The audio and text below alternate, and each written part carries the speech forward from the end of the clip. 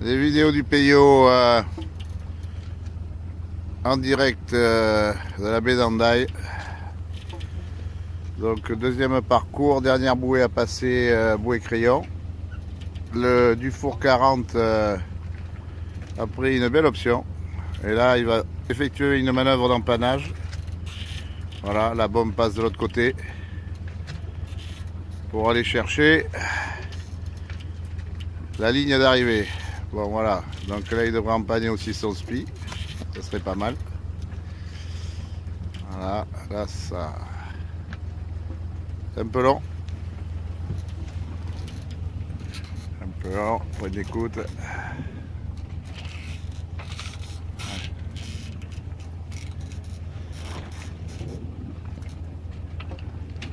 Bon voilà, il a creusé l'écart dans la brise dès que le vent est monté. Il a pris une option très est qui a payé.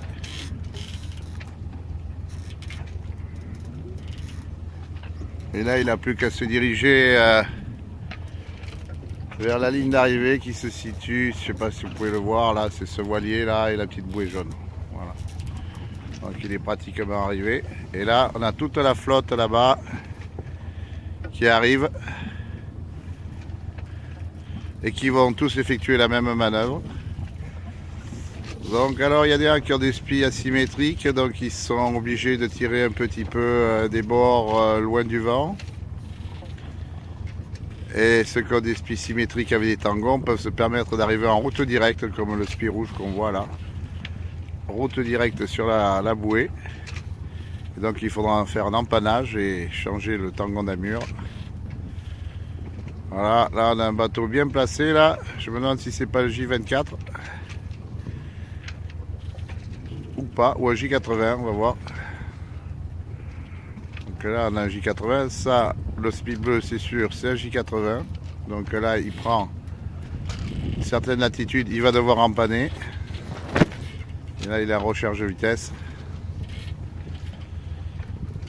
Il va être obligé d'empanner son speed dans pas longtemps pour venir chercher la bouée, pour pas faire trop de route inutile. Et ça c'est intéressant de savoir à quel moment vaut mieux qu'il vire. Là, il devrait pas tarder parce qu'après, il n'y a plus de vent. Tout est là, la tactique. Je crois que son concurrent direct a tiré des bords un peu plus judicieux puisqu'il arrive sur la même amure, proche de la bouée. On va voir. Oui, c'est ça. C'est un J80 qui est mieux positionné pour enrouler. Donc, vous allez voir la manœuvre d'empannage. Là, ils n'ont plus beaucoup d'air. Voilà, il commence à battre. Là par contre vous allez voir que ça va aller très vite. Le spi va passer de l'autre côté. Clac, passe devant l'été. Ça y est, l'empannage est effectué. On regonfle. Et on peut attaquer. Donc deuxième en temps réel, le J80. Derrière avec le spi blanc on a le JPK qui a fait une route assez directe sur la bouée, qui est pas mal. Qui est presque engagé par le Grand Surprise derrière. On ne sait pas s'il est engagé ou pas entre lui et la bouée. S'il est engagé, le JPK va devoir laisser de l'eau, mais je pense que le Grand Surprise est quand même derrière. Pas sûr. Non, je pense qu'il va devoir lui laisser de l'eau. Là, c'est intéressant aussi. On va voir. On va voir. Vous voyez, si le Grand Surprise a engagé le JPK va devoir lui laisser la place entre lui et la bouée pour que le Grand Surprise puisse passer. S'il n'était pas engagé, il fait ce qu'il veut. Donc, apparemment, il n'était pas engagé, il était trop loin derrière. Voilà. Donc manœuvre d'empannage.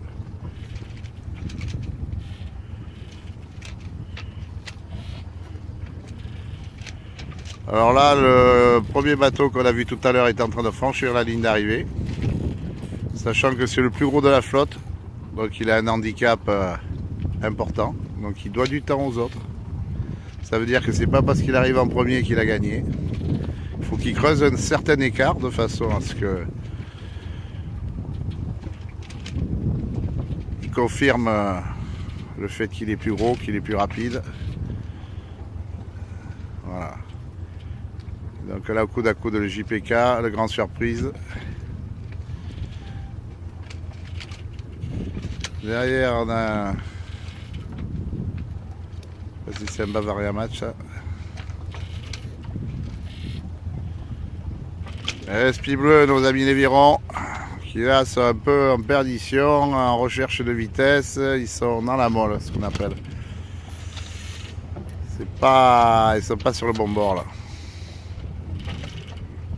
Un spi asymétrique, c'est merveilleux à certaines allures. Voilà, il faut qu'il abatte pour aller regonfler son spi.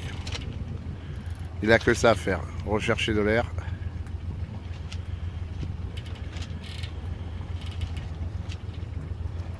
Voilà, c'est pas facile.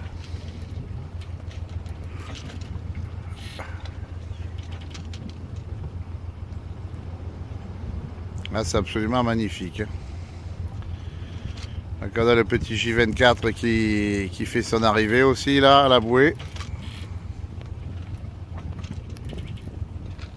Ça navigue propre là, ça a de la vitesse. Donc ça c'est un bateau qui a un tangon. Donc vous allez voir décrochage de tangon en direct. Ça va pas traîner, je vais vous le dire.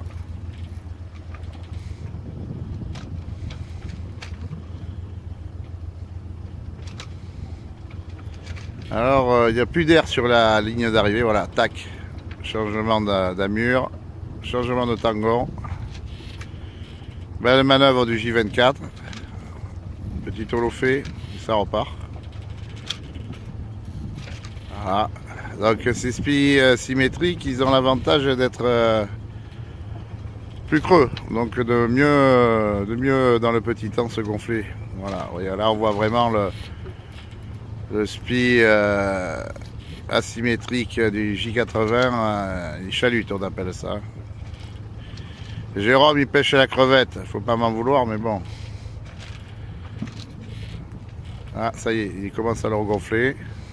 Faut pas grand chose. Voilà, je crois que ça va repartir. Sympa ça. Voilà, il faudrait peut-être monter un peu les stropes, le laisser monter un peu ce spi en l'air là. Voilà. Voilà.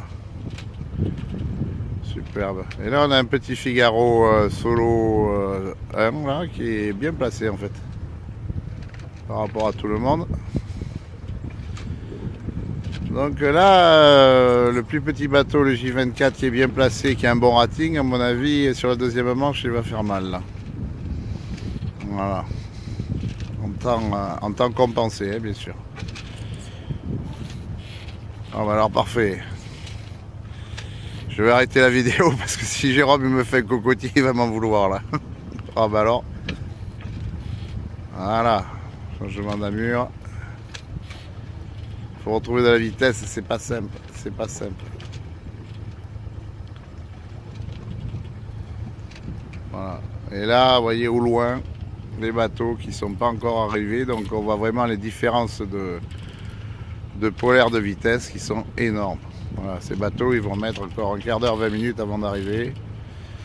Et bon voilà quoi, ça n'a rien à voir. Voilà. Bon là c'était une régate où la tactique était très importante. La moitié de la flotte est partie à tribord, l'autre à bâbord. Bon ceux qui sont partis à tribord avaient raison. Hein. Le vent était quand même plutôt au briquet. Et les bords approchants aussi. Me semble-t-il. Bon voilà, c'était les vidéos du Peyo avec le chroniqueur attitré du YCH pour les régates. Voilà. Sublime. Allez, la bise à tous.